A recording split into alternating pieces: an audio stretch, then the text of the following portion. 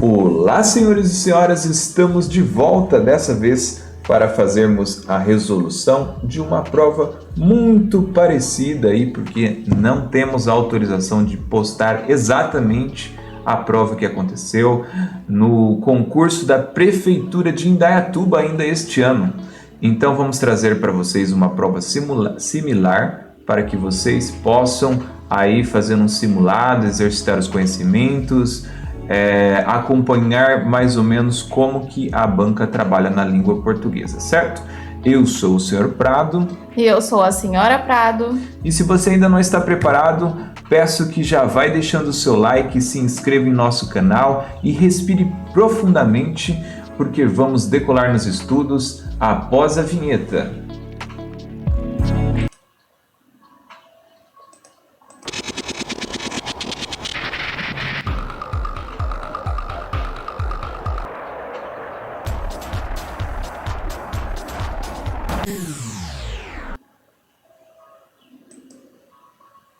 Vamos então para o texto, o poema com o qual serão feitas as questões 1 e 2. É chamado Canção Final de Andrade, Carlos Drummond de Andrade, que publicado pela Companhia das Letras em 2016. Canção Final. Ó, se te amei, e quanto, mas não foi tanto assim.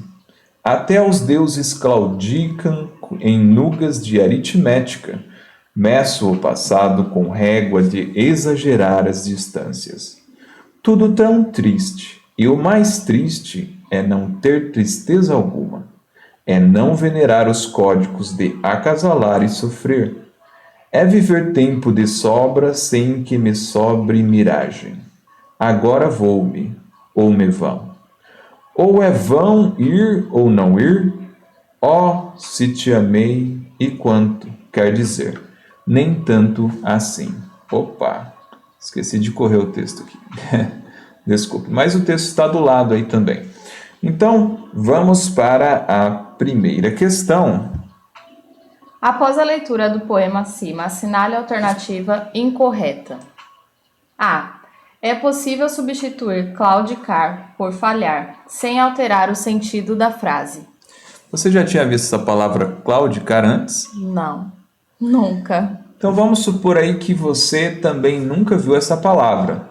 Será que tem alguma outra alternativa que está explicitamente incorreta e de repente nem precisava saber o significado da palavra claudicar?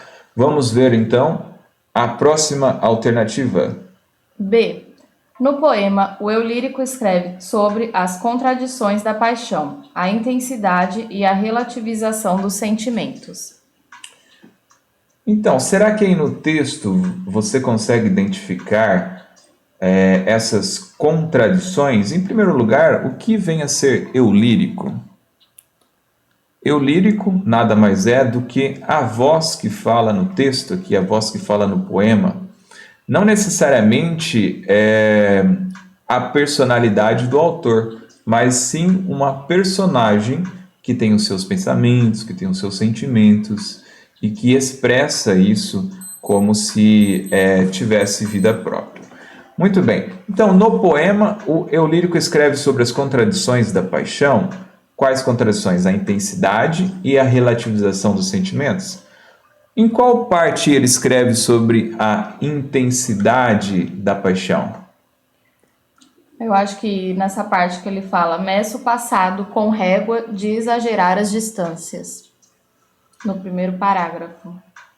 Intensidade da ó, se te amei e quanto também, né? Quanto te amei, quanto se refere à intensidade. E essa outra parte aí da relativização dos sentimentos. Nessa parte que ele fala, se te amei e quanto, quer dizer, nem tanto assim. Acho que ele fica meio confuso, né? Se amou tanto ou nem tanto. Isso. Também esse trecho aí, então, corrobora para que esta alternativa esteja correta. Então, não serve. Vamos para a alternativa C? No poema, o eu lírico fala apenas sobre o futuro. recusando-se a tocar em memórias de experiências passadas.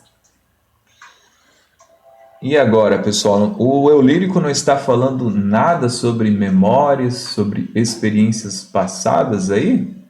O que você acha? Eu acho que ele fala até bastante do passado. Até demais, né? Ó, se te amei quanto te amei, olha, o verbo está no passado aí. Meço o passado, ele chega a citar a palavra passado. Então, logicamente, que a alternativa C é a resposta da questão 1, não é mesmo? Então veja que você nem precisava saber o que é claudicar. Mas vamos para a alternativa D. O substitutivo, aliás, o substantivo nugas significa algo sem importância. Outra, já tinha visto essa palavra em algum lugar? Também não. Nugas. Nem eu. Então vamos lá. E, segundo o eu lírico, a memória tem a capacidade de aumentar a intensidade do amor vivido, fato que contribui com as contradições descritas no poema. Certo. Então, onde é que o eu lírico cita que a memória tem a capacidade de aumentar a intensidade do amor vivido? Isso deve estar correto, não é mesmo?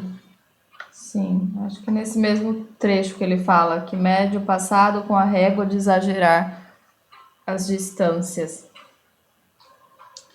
Sim, tudo tão triste, e o mais triste é não ter tristeza alguma. Muito bem. Contribui com as contradições e a intensidade do amor vivido. Fato que contribui com as contradições descritas no poema.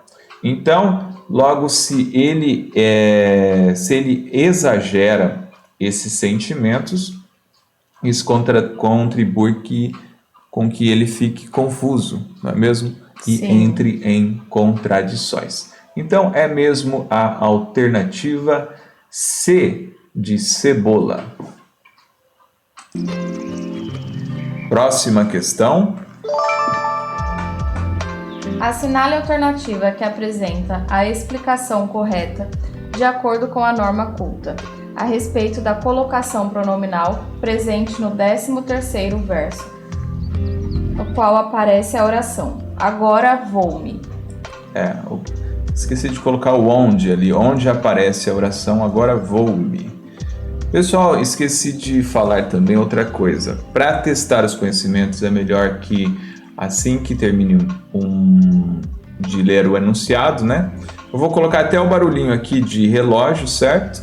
E aí vocês pausem o vídeo e na sequência vocês coloquem aí para rodar novamente para verificar a resolução, ok? Então,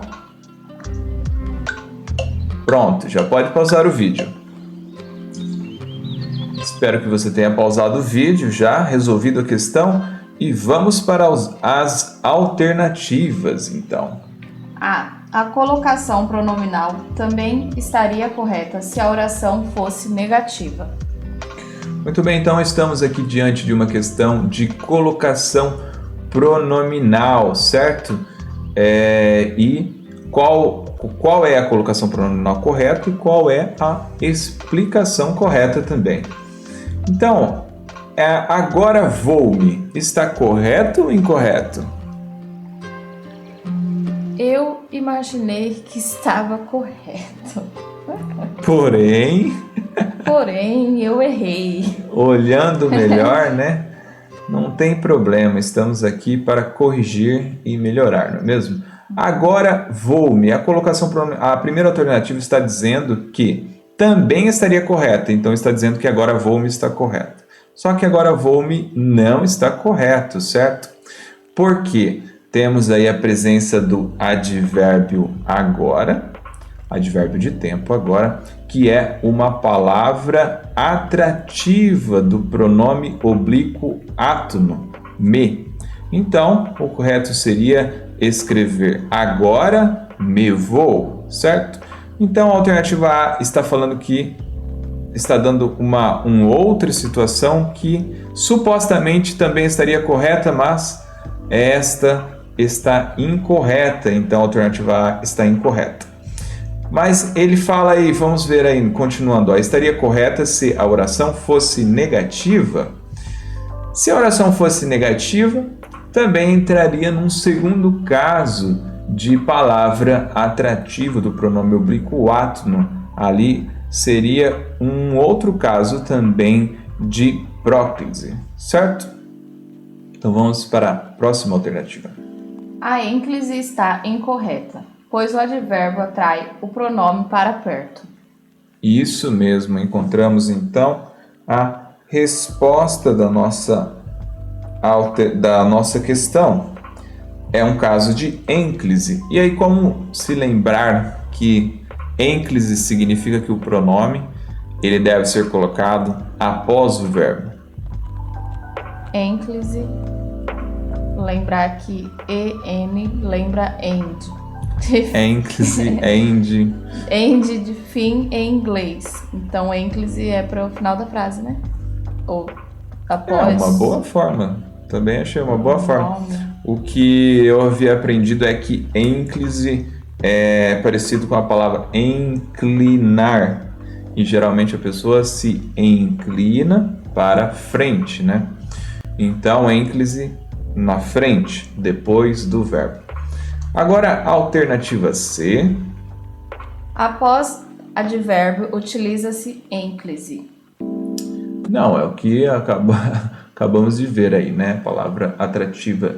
Então, seria próclise, né? Não ênclise. E a D, caso a oração agora vou-me.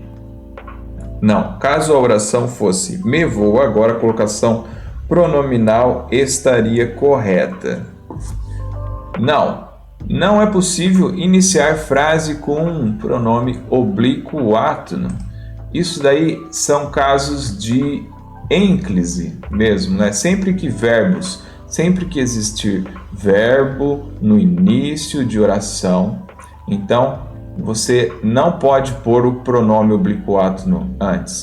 Então, por exemplo, até estava comentando, né? Se ferrou é uma frase incorreta, né? Correto seria ferrou-se, certo? Mas ninguém vai falar dessa forma, né? Mas, pelo menos no concurso é necessário que tenhamos isso em mente. O próximo. Os advérbios nunca atraem o pronome para perto. Não, outra asneira aqui, né? Acabamos de comentar isso. E com isso vamos para a próxima questão.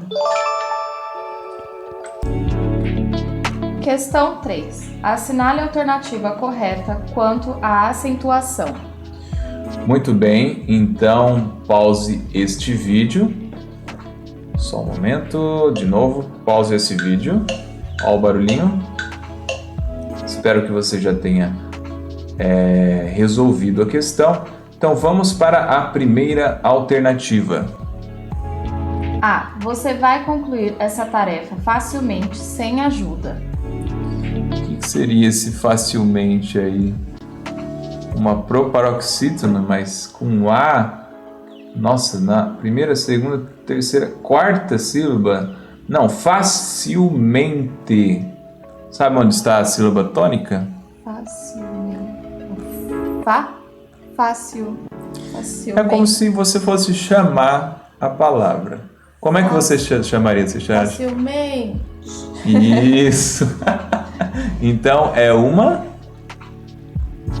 oxítona, paroxítona ou proparoxítona? É uma paroxítona. Isso mesmo, está na penúltima sílaba. Então, é uma paroxítona. Contamos da direita para a esquerda. Na última oxítona, na penúltima paroxítona e na antepenúltima proparoxítona. Certo? Então, não tem nada a ver esse acento. Alternativa incorreta. Vamos para B. Precisamos comprar um novo liquidificador, pois o antigo está quebrado e não há mais conserto. Trema. O que aconteceu com a trema no novo acordo ortográfico? Ela sumiu, foi abolida, né? Então, liquidificador não tem mais trema, certo? E não há. O que é a palavra a? É uma monossílabo tônico, terminado em a, Inclusive temos 2 vídeos já de acentuação, né? Temos um shorts, onde tem as principais regras, bem rapidinho, a menos de 1 minuto, foi colocado as principais regras de acentuação em um shorts, aqui no canal Cola que Decola. E tem um vídeo completo sobre acentuação, com vários exemplos e acho que estão práticos, se não estão todas as regras de acentuação, estão praticamente todas, né? Então, monossílabo tônico terminado em A é acentuado. Agora, a alternativa C. Não gosto muito de quadrinhos no universo heróico. Então, estamos nos referindo à palavra heróico. E heróico, ele é acentuado ou não? Também não. Em nosso vídeo sobre acentuação ortográfica, temos aí uma dica de memorização, um mnemônico de como lembrar dessas regras. Por quê? No caso, se fosse uma monossílabo tônico, fosse uma palavra monossílabo tônico, ou se fosse uma oxítona, com esses ditongo, ei, oi, el, não. E, ei, oi, el. Com esses ditongos abertos, eles seriam acentuados. Lá no vídeo, nós colocamos ali um mnemônico que seria como se fosse um menininho vendo uma pessoa que ele conhece do outro lado da rua e ele fala: ei, oi, sou eu. Então, para você lembrar de todos os ditongos abertos: ei, ei, como que é? Ei, oi, ei, oi e el. Ei, oi e el. Ei, oi, sou eu. Certo? Tem que raciocinar um pouquinho para se lembrar. Só que, como a paroxítona, vocês que estudaram a acentuação aí, sabem que a paroxítona é a mais complicadinha, né? Ela é a diferentona. Então, esta regra aí para do menininho, né? Que você vai trazer essa memória aí visual para você resolver a questão, que no caso aqui da paroxítona, com a presença de ditongo aberto, esse quadrinho do menininho vai estar com um X bem grandão, porque não funciona, então não é acentuado heróico, não é mais acentuado. Vamos para a alternativa D. A tradição da família se mantém mesmo após a morte da matriarca. E essa alternativa está certa ou está errada? Eu acredito que está correta. Muito bem, porque mantém, então é uma oxítona, né? Mantém, veja, a sílaba tônica terminada, é uma palavra terminada em. E lá no vídeo eu coloquei a dica em camelo, né? Um rapazinho subido em cima do camelo, lá vocês podem ver tanto nos shorts quanto no vídeo completo sobre acentuação. Mantém, deve receber mesmo acento. A única diferença é que existe o mantém com acento agudo e o mantém com acento circunflexo, né? E aí, qual é qual? Acento agudo para singular, né? Isso. E mantém com acento circunflexo para plural. Então, se fosse a frase, fosse assim, ó, a tradição das famílias se mantém, né? Não, aliás, as tradições da família ou das famílias, as tradições se mantêm, então seria com acento circunflexo, o acento diferencial. Mesmo após a morte, aí o após, né? Uma dissílabo, é uma oxítona terminada em O.